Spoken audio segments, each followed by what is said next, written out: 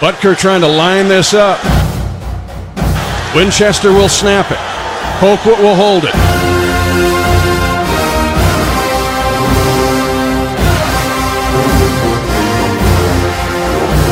.2020 tie, high snap, pulled down. Butker's kick is out. It is right down the boulevard. It's good, and the Chiefs take a 23-20 lead with 4 seconds left in regulation. And Harrison Butker kicks some. You know what?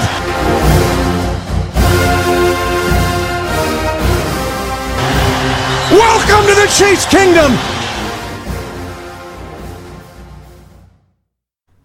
How's it going, Chiefs Kingdom? You're listening to the Arrowheads Abroad podcast with myself, Brad Simcox, and the Arrowheads Abroad Supremo, Tom Childs. And backing us up at safety is Dave Barnett. How are you doing, Davey? Yeah, I'm alright, mate. Yeah, you must be happy. Yeah, pretty good. Celebrating, have you? Yeah, back to back. Yeah. Premier League titles for the best team in England. Manchester City snuck it in at the end, didn't they? Yeah, it's weird to say snuck it in when you've got 98 points on the season. Normally 1 point in it though, mate. Normally that wins you the league at a stroll. So, yeah, it's got to be pretty shit if you're a Liverpool fan though, isn't it? You're laughing, aren't you? You're laughing inside. Oh, internally, yes. Hilarious. You know, it's just, you know, it's sad for them because... No, it's not. I mean, for them, like for me, it's hilarious, but for them it's sad because they desperately want to win the Premier League more than the Champions League, for example. And yet they've made the Champions League final in back-to-back years, but they still haven't won the league, so it's quite funny. Whereas for us, it's the other way round. Yeah, we want to win the Champions League, and we've won the Premier League in back-to-back seasons. So it's you're like a smug Patriots fan at the minute, aren't you? No. No. Of course not, mate. I mean, if we'd have done the quadruple, if we'd have done the quadruple, then I literally don't think you'd have been able to shut me up. Well, because it would have just trumped everything that any other team's done ever, basically. Yeah. If you lose the FA Cup final on Saturday to Watford, is it a disappointing season? No. Good answer. Good answer. You know, any season in which you win the league title, I think it would have been a disappointing season if we'd only won the League Cup and the FA Cup, for example, and not win one of the two major ones, I would say. But it's never a disappointing season when you win the league title. It can never be a disappointing season. Oh well, you nailed on for Europe as well. Speaking of Europe, Hooray! You better be mentioning the major trophy that is the Europa League and not that other competition, Brad. Which other competition's that? Exactly. Good answer. Yeah. Baku. It's all about Europa League. Exactly. I actually looked at going to Baku, and not cheap, is it? It's not cheap. It's ridiculous, right? I've got a friend that's going, and he's going to go via Georgia. Really? He's got to leave 4 days early basically to get there, with trains and whatnot. And if you wanted to drive, it's 57 hours. If you want to flying direct, for example, is over £1,000. So what? I quickly knocked that on the head because that's basically the price of my season ticket at Arsenal, and I'm not going all that way for £1,000 for one game. It's just not worth it. I would do it for the Chiefs, obviously. I'd spend that amount of money to go to America. Yeah, but not to watch Arsenal and Baku when I could just watch it with all my friends in London. So yeah, I'm looking forward to the Europa League final. Obviously, I'm naturally nervous about what's going to happen 3 days after that, but I'll worry about that when it comes. But for now, I'm concentrating on the Europa League and the fact that Arsenal could come away from a semi-difficult season with what is a major trophy. So if Arsenal do win the Europa League, then I'm very happy. Exactly, you've got the added bonus of that. So the trophy first, Champions League qualification second. But yeah, if he wins it, it's a brilliant first season for Unai Emery, and I cannot complain. If he doesn't win the Europa League, then you kind of have to look at it and look at how Arsenal have fallen apart in the last 6-7 weeks in the league, and kind of worry a little bit about the future. But hopefully not. We've got a good record against Chelsea in finals, so long may it continue. Yeah, good luck, mate. Thank you very much. Rooting for you, I really am rooting for you, bud. Nice to win a trophy. Not that I wouldn't know that being a Newcastle fan, but that's it. Well, like Dave, his team obviously still relatively new to winning trophies. I think it was 2011 when they won the FA Cup, and then obviously built on it since then. But it should always be a novelty. winning trophies, and you should always treat it that way. So if you do just end up winning an FA Cup, a League Cup, a Europa League, you should enjoy it and embrace it, because you never know how long it might be until you win the next one. Obviously, we had a relatively small drought in 9 years between our 2 FA Cups, but a team like yourself and Newcastle, what has it been, 60 years since you last won a major trophy? 1969, my friend. Exactly. So yeah, you shouldn't take it for granted and just enjoy the days as and when they come. 1969, same as the Chiefs. I really do pick them, don't I? You certainly do. I really do pick them. So now we've realised that I really pick, very desperately inept teams for over the years. Let's talk quickly about the new Chiefs news. We've got loads of news coming out at the minute.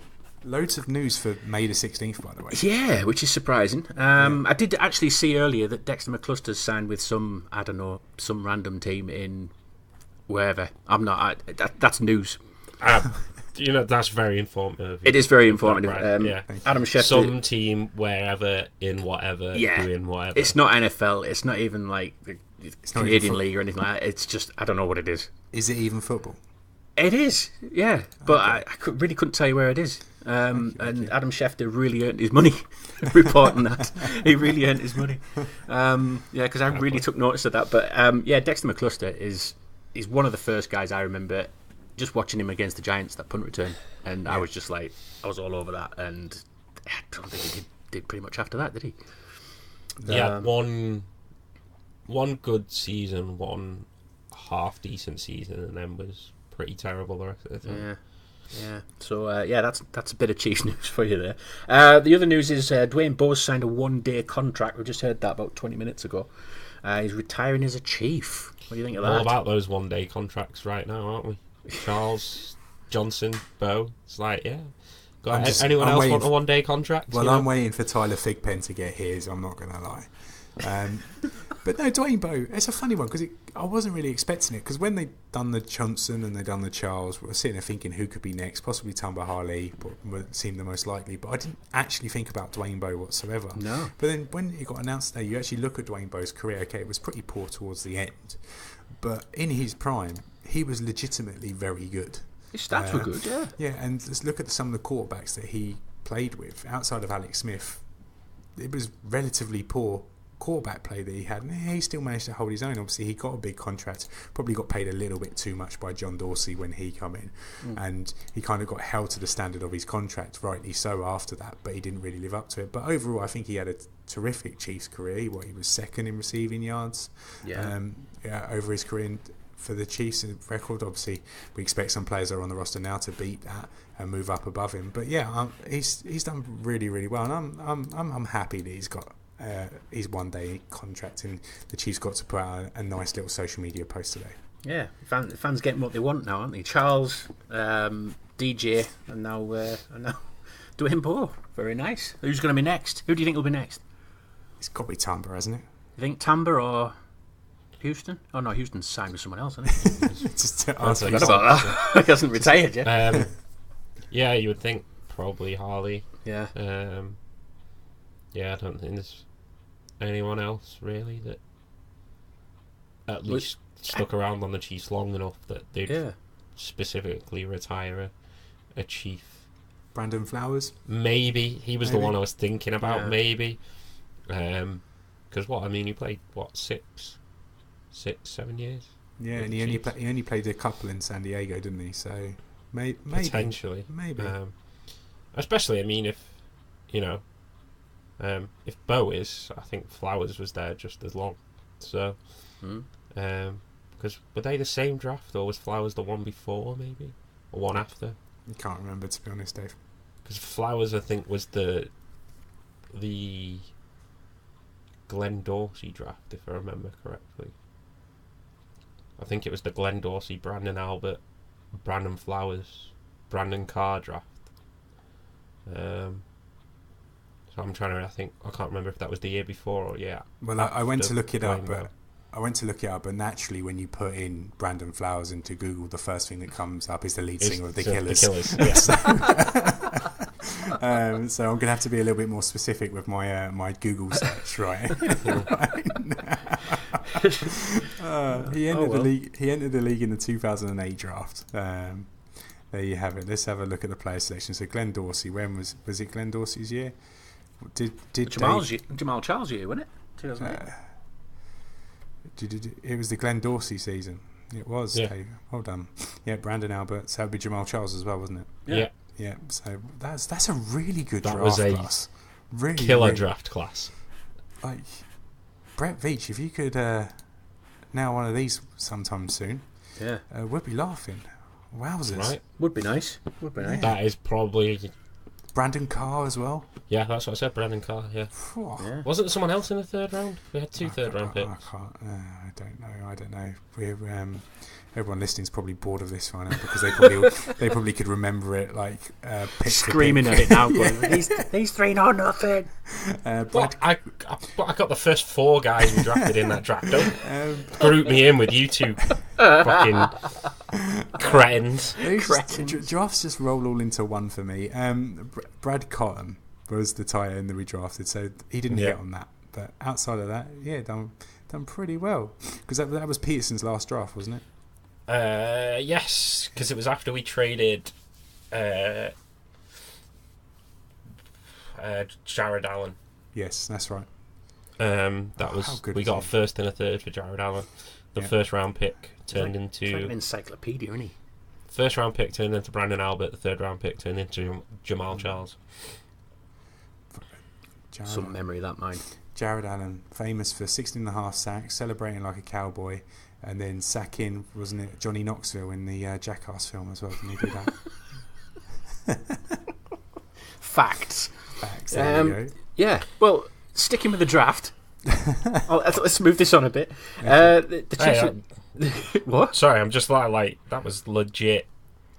Like that draft class, everyone lasted in the league. I can't tear you away from that draft class, can I?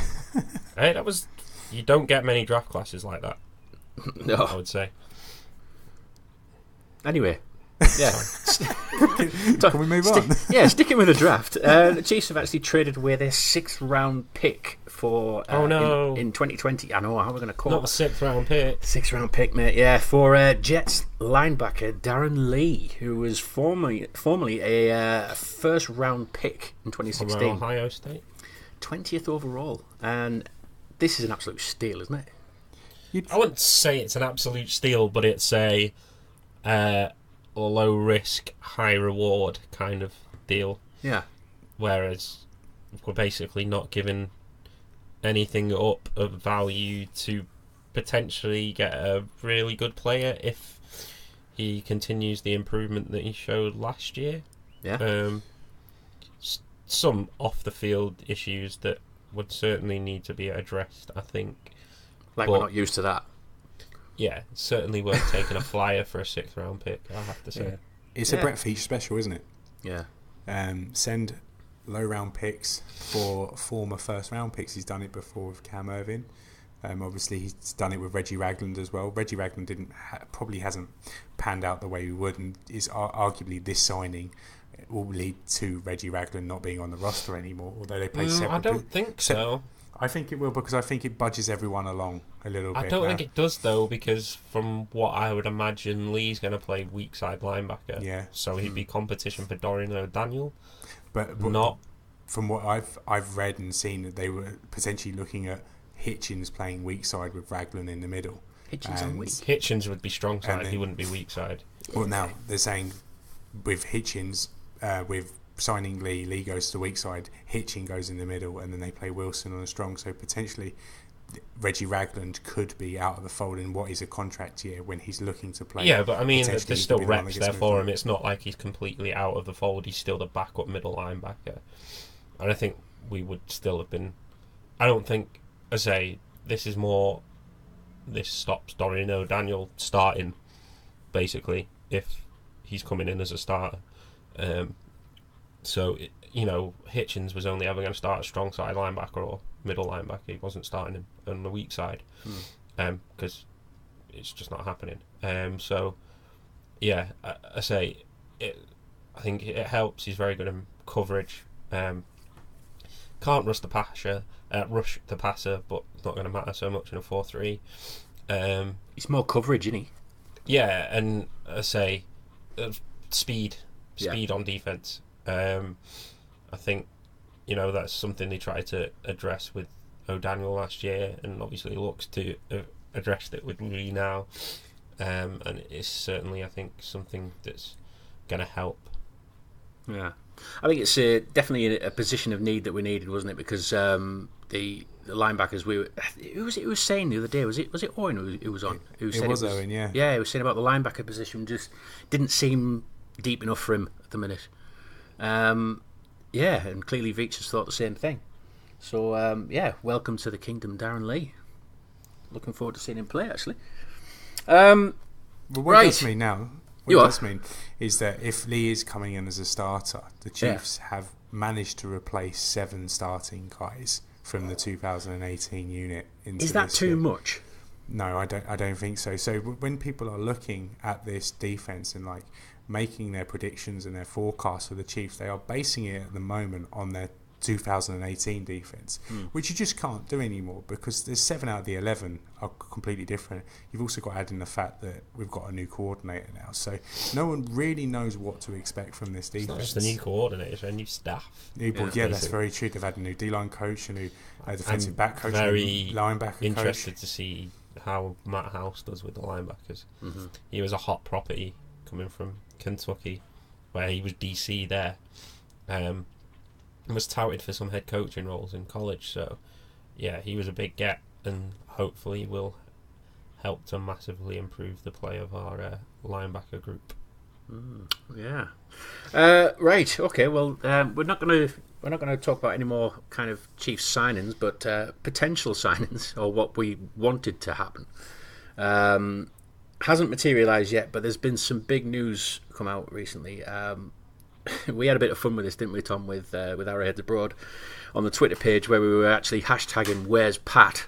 as in Patrick Peterson, because everybody in Chiefs Kingdom was literally talking about, Patrick Peterson. Chiefs should trade for him, and I had a bit of a laugh with Duncan, who's one of our Arrowheads Abroad members.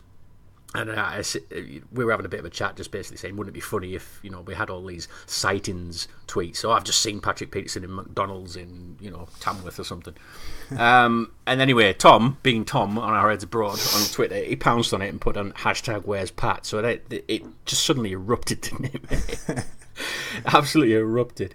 And we had everybody looking in the fridge, under decking. Where were the countries? Was it Paris, Germany? Yeah, Norway, Spain, Sweden, Poland, Italy, Mexico, Canada, United States. It was all 4 corners of the globe, shall we say. Yeah. And I had a lot of fun yesterday on Twitter. Probably one of the most... Seriously, fun quick question. Go on. Where do you guys, find all this time to do stupid stuff like this? It just happens, mate. Dedication. I got back home from practice last night and I was just looking at my phone and I was just what is going on? Legitimately, what's going on? I just seen Twitter notification after Twitter notification. I'm just some people. Yeah. Fair play to you all, but you're all nuts. We were just having a bit of fun with it because we all clearly want it to happen. But it obviously hasn't materialised, and there's a lot of the actual media we're saying that the Chiefs haven't even picked up the phone to even go for Patrick Peterson, but the Kingdom just seemed to roll with it anyway, didn't they? Just went with it, which was quite fun. So we had a bit of fun with it. But anyway, the big news that came out today was, Patrick Peterson is going to be suspended for the first 6 games of the 2019 season for violating the NFL's performance-enhancing drug policy. Now, I instantly looked at that and I thought, well, that's it. He's not coming now, is he? And then Tom went, no, I've got a different theory on that. So what's your theory on this, Tom?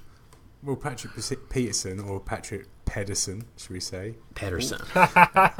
Good one, Tom. Just become a hell of a lot cheaper. Because he's under contract for 2 years. The Cardinals were probably looking for a first-round pick from him. But now he's missing 6 games. Yeah. So the deadline's going to be 2 weeks after his suspension ends. He's not going to win the Super Bowl. with the Cardinals. In those first 6 weeks, the Cardinals are going to get to look at all their new DBs and see how they cope without him. And if they're coping fine, Patrick Peterson will be on the trade block, and he will be a lot cheaper because of the issues that he's had.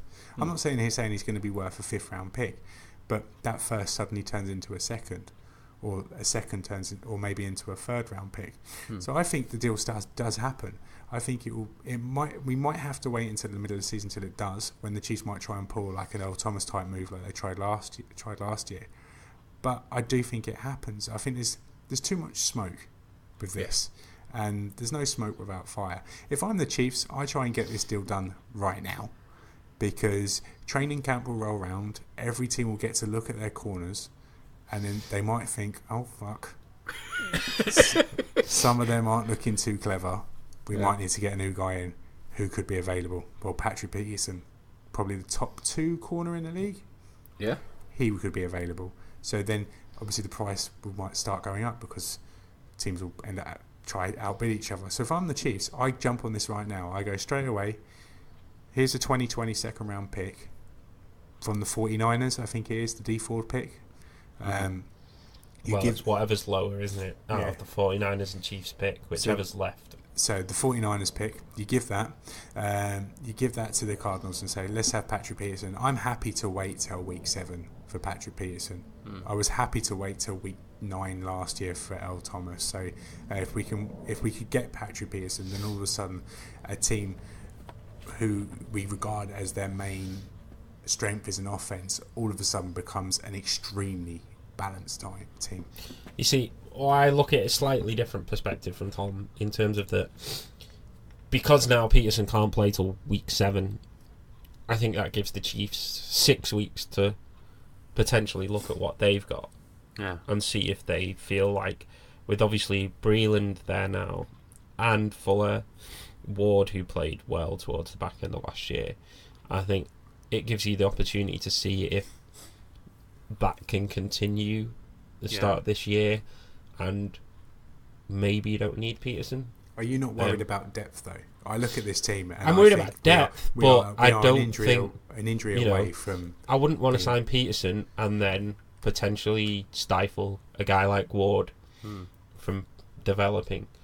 Obviously Breland's only here on a 1-year deal, and obviously he had an up and down year last year, but obviously got better once he was healthy, I think, towards the end of the year.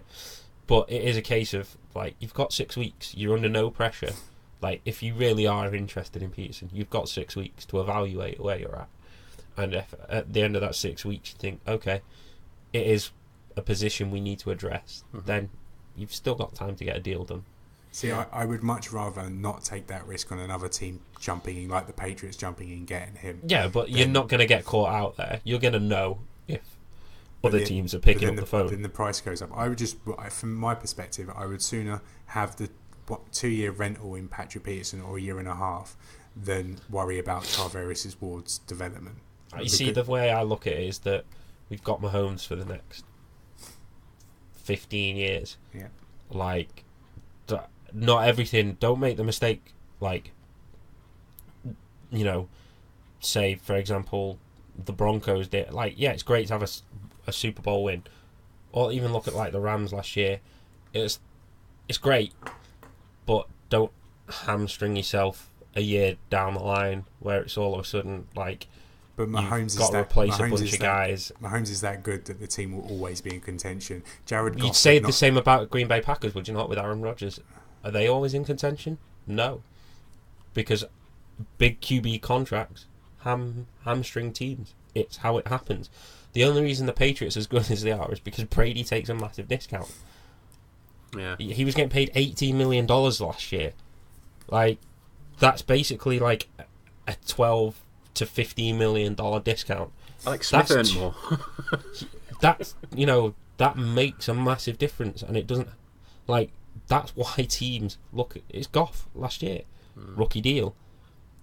That's why the Rams could go out and get other talent, but at the same time, like, you've got to think that he's going to be here for a long time. Don't completely hamstring, and don't trade away all of your draft picks in future for the chance now, because you still need to be able to draft and develop players for future seasons. It's all right going all in for 1 year, but I can sort of understand it when you're the Broncos and you got a 38-year-old Peyton Manning or however old he was at the time.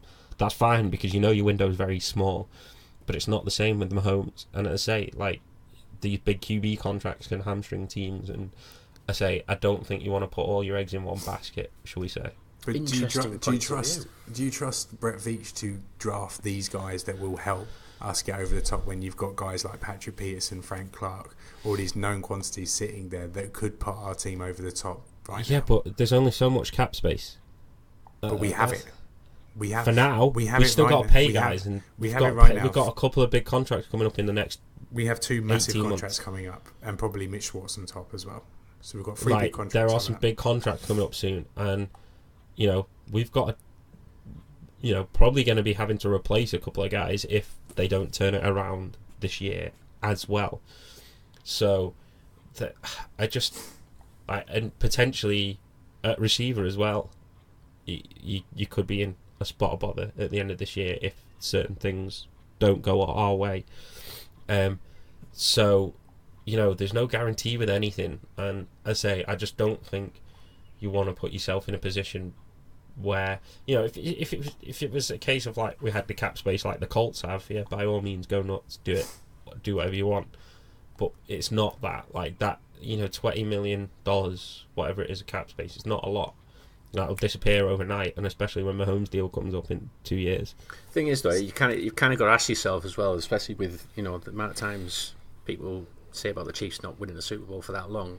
Would you go all in just for that one chance to get that Super Bowl, and then risk everything else for the? Well, it's basically would you sooner be Newcastle or Leicester City? I wouldn't say it's that. I wouldn't say it's that at all. I don't think you can. I don't think there's an accurate comparison you can make because of the salary cap.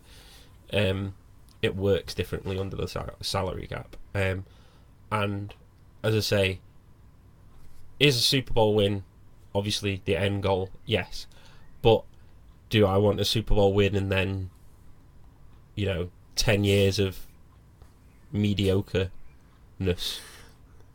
Probably not. Do you know what I mean? I'd much rather have us come.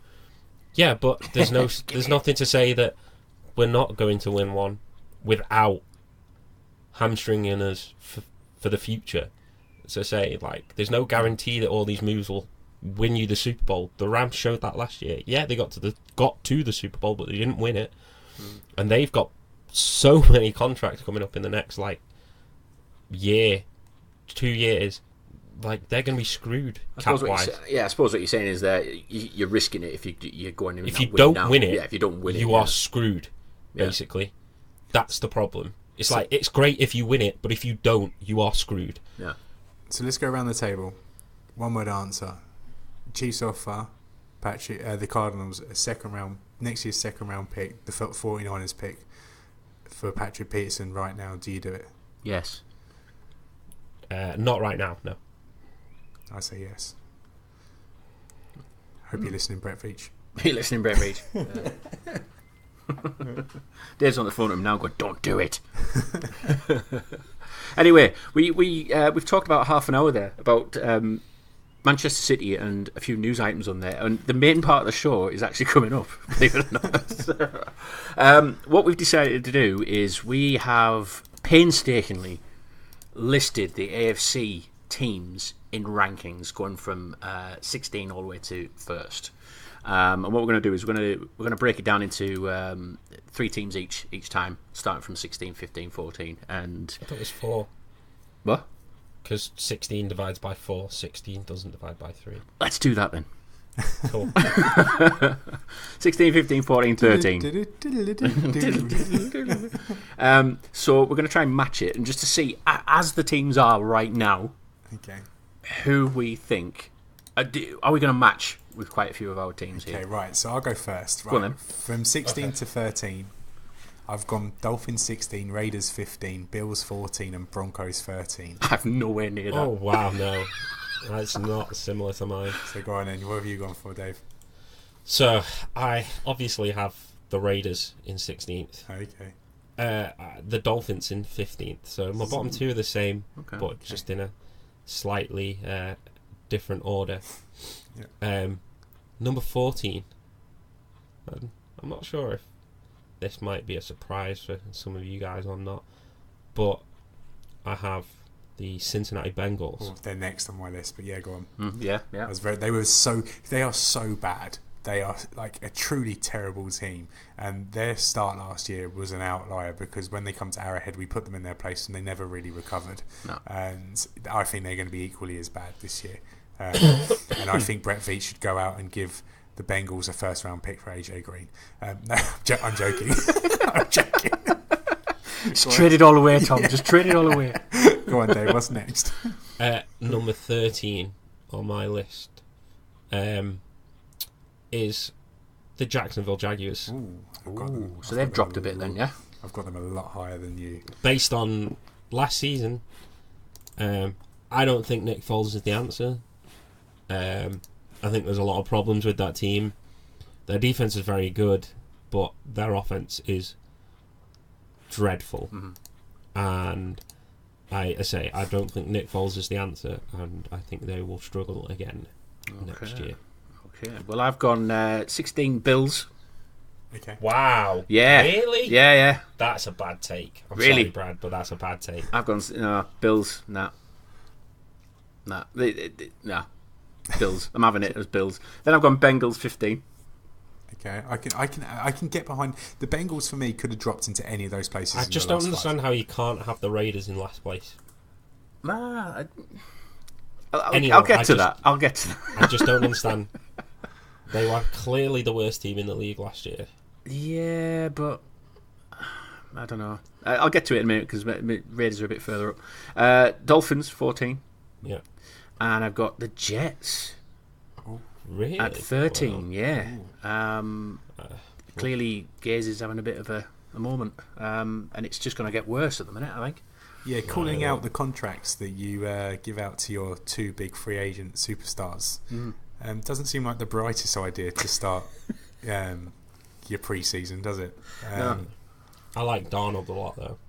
I do like Darnold, actually. I'm not too sure if I'm on the Darnold hype train yet. I really like Darnold. I want to like him, and I want him to do well. I do want the Jets to do well because I feel like they're very similar to us in that they're a long-suffering franchise. Yeah, it's why I have them ranked a little bit higher because I think I'm all in on Darnold. All in on Darnold. Well, they got Le'Veon Bell as well, haven't they?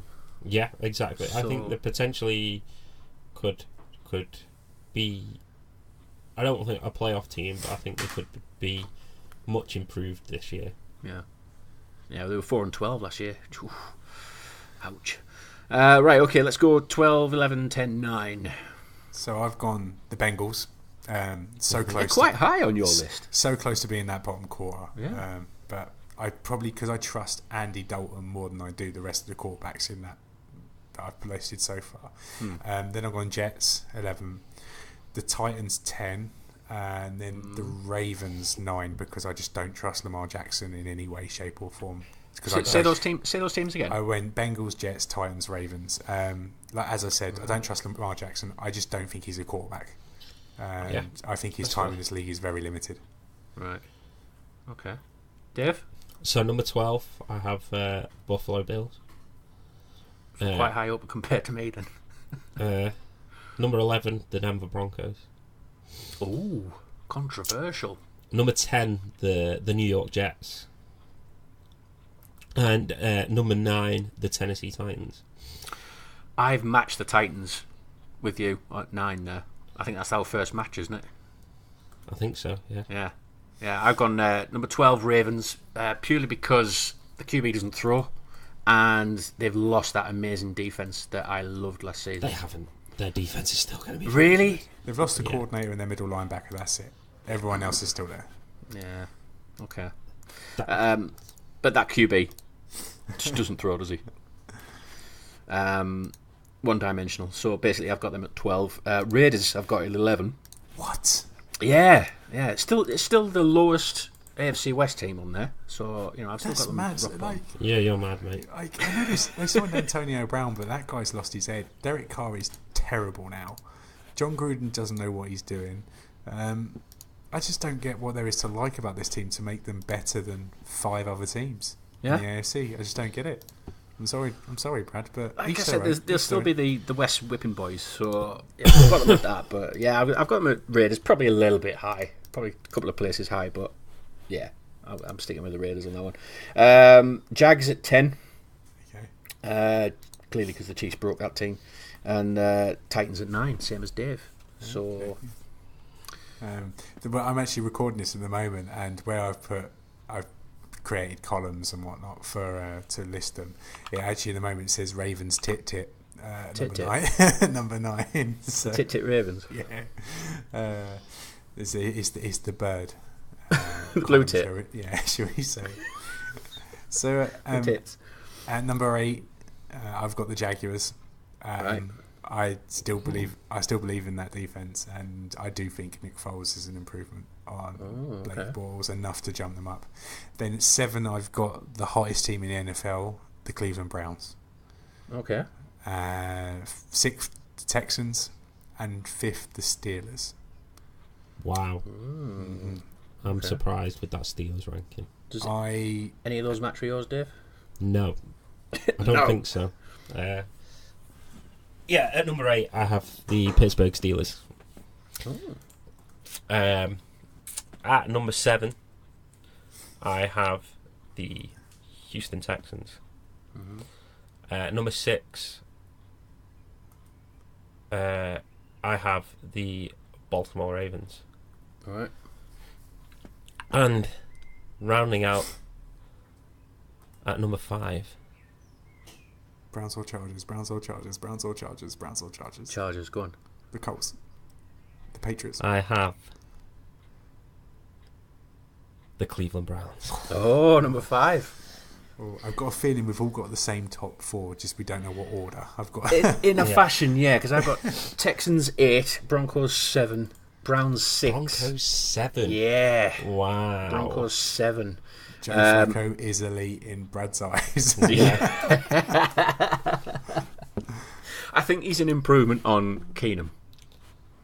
I will give you that. Yeah. So anyone's an improvement. That's the only reason I've put the Broncos up there. But they're clearly finishing 3rd in the AFC West on that. Browns 6 and Chargers 5th. So Chargers 5th. 5th. Yeah. Wow. That is low. It is quite low, considering how deep their roster is as well. Ridiculous. But, silly, Brad. I mean, right. I think now we've got to the top 4. By the way, we should do it one at a time. All right. Yeah, sounds good. Right, this is a culture pick. You know I'm hot on cultures, and I've got a team here. Number 4 is the LA Chargers, because they're a team that cannot get over the hump of the Kansas City Chiefs. So that's why I put them number 4. Okay. I had them at 5. At number 4, I have the Indianapolis Colts. They are good, but I think they're probably a year away from being with the top 3. Okay. I've got Steelers at number 4. Someone else high on the Steelers. Yeah, purely because I think they've lost the disruption, basically, in the locker room. I get that. Juju Smith-Schuster is going to ball out as well. I love Schuster. I think he's going to be brilliant this year. Good. We didn't draft him. Yeah. Good. I think he's got a point to prove. Well, he hasn't really, but he's got a chip on his shoulder, hasn't he? But yeah. No, and I'm with you on that one. Bell's gone. They haven't got to deal with questions about Bell every week. They haven't got to deal with Antonio Brown being a moron anymore. Yeah. They can just concentrate on football. And I do think that, especially the Bell thing, did play a part in how bad they were last year. I look at with the Steelers is, though, I don't think they've adequately replaced. No, but I think because of all the problems they've had, I think they've built that camaraderie in the I the think room. Big Ben's on the decline as well. Yeah, it could be. Yeah. So yeah, I don't think they've filled the necessary holes enough. Okay, number 3 then, Tom. I've gone for the Indianapolis Colts. Really? Yes, I do like this team. I like this team a lot. I have too. I feel like they are close, but not close to the top 2 yet. No. However, I'm looking at this game in week 6 when we have to play them, and I am slightly nervous about that game because you've got the likes of Justin Houston coming back to Arrowheads, and then there's this young team will be fresher. They seem to have drafted well. Again, they've added Chris Ballard, my boy, Chris Ballard. Yeah, I do feel like unless these trades work out for Brett Veach and some of these picks work out this year,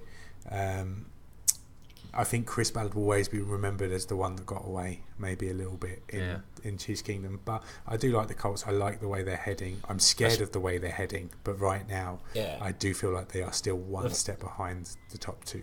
The thing that upsets me with Ballard as well is we literally got rid of Dorsey like shortly afterwards. Yeah. It was like it went the wrong way around. If Dorsey going up was on the cards already, they should have just done it earlier and kept Ballard and promoted Ballard at the time, because I certainly feel more.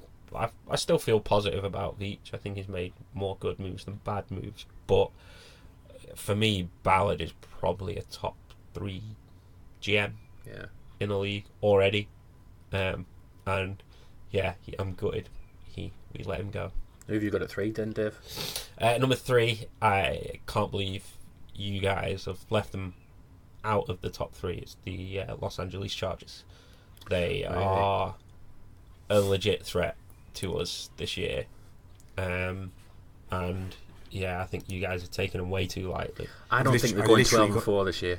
I've literally got them one place behind you. That's it. I think they're clearly better than. I think they're clearly better than any. I think the top 3 teams in the AFC are clearly better than everyone else, and I don't think there's any discussion about that. I think there's a big gap between the top 3 and then 4th place.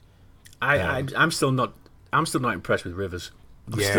Old man Rivers is definitely still not impressive. Fighting time at the moment. His arm is looking weaker and weaker as time goes by, and I still feel like they are a loaded roster, but they still manage to make bad teams look bad.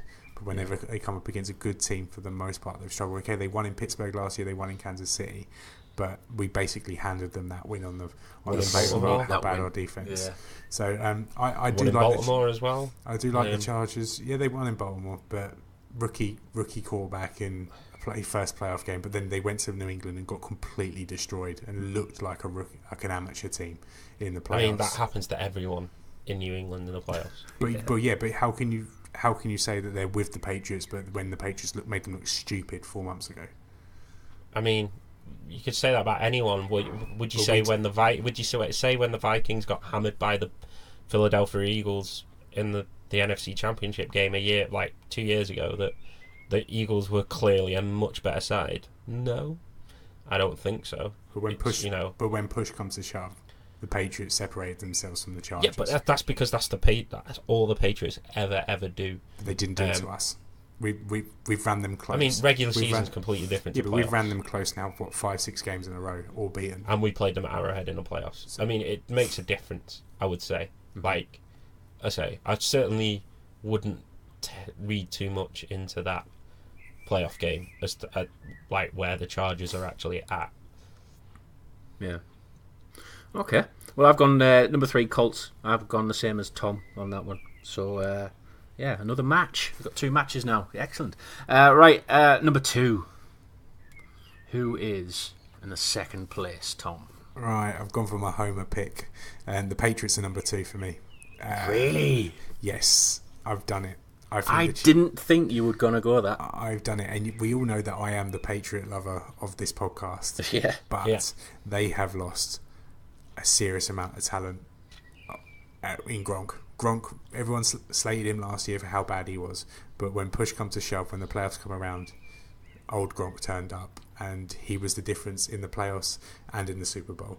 And I don't feel like they've managed to replace him. Brady is another year older. He is looking older and older. Don't say that, Tom. He is. Please don't say. He's still got it up in the brain and up in his head, but physically he isn't as fresh as he used to be. But that's got to be expected when it comes to a 42-year-old quarterback.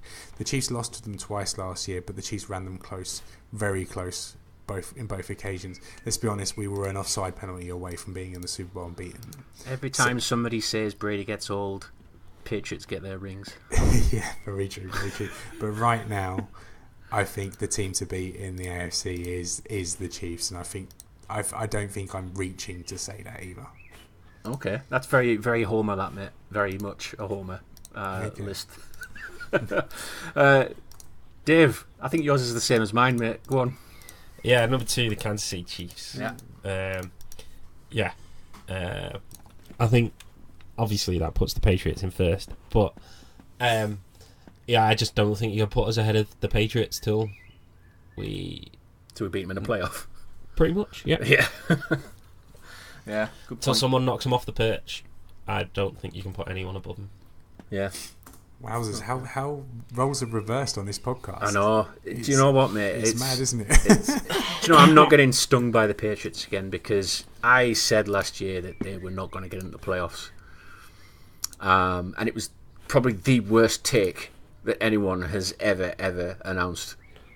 I don't know. There's been some pretty bad takes. Really? What, worse than that? Oh, they're not going to get into the playoffs and they win the sodding Super Bowl. We've had a lot of bad takes on this podcast. We have, yeah. So I've gone Chiefs second. You know how much I love my Chiefs, and I'm very much a homer. But I'm with Dave. The Patriots. I mean, the draft. I mean, they had 1 million draft picks. I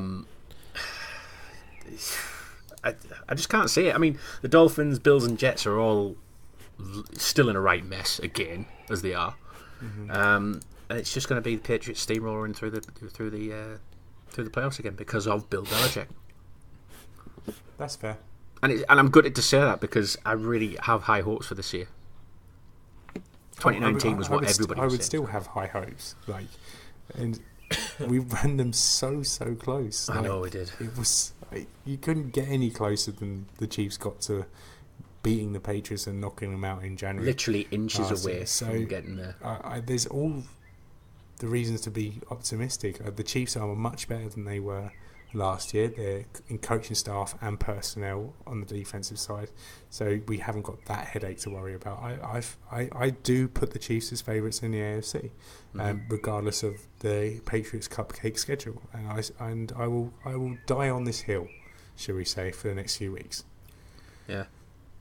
So you think it's because of Gronk, basically? Gronk's not there. That's left them exposed. And the fact they've lost a lot of staff as well, defensive staff. Obviously, we took their defensive line coach, and at the moment they obviously lost their defensive coordinator to the Dolphins. So I know you can say that Bill Belichick is the guy and he's the thing that makes it all tick, which I do agree with, but there's still been a lot of turnover in the Patriots roster and coaching room this year. So I do expect them to be good, and I expect them to be very good and still be there in January, probably get a first round bye still, but at the moment I still think the Chiefs will be the team to beat in the AFC. Well, I hope you're right, mate. I really do hope you're right.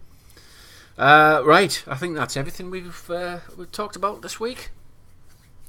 Those are our thoughts on the Arrowheads Abroad podcast. Let us know what your picks are as well, how you rank the teams, by heading on to the Arrowheads Abroad Facebook page and Twitter page at KCChiefs_UK. So, from one kingdom to another, we'll speak to you again soon.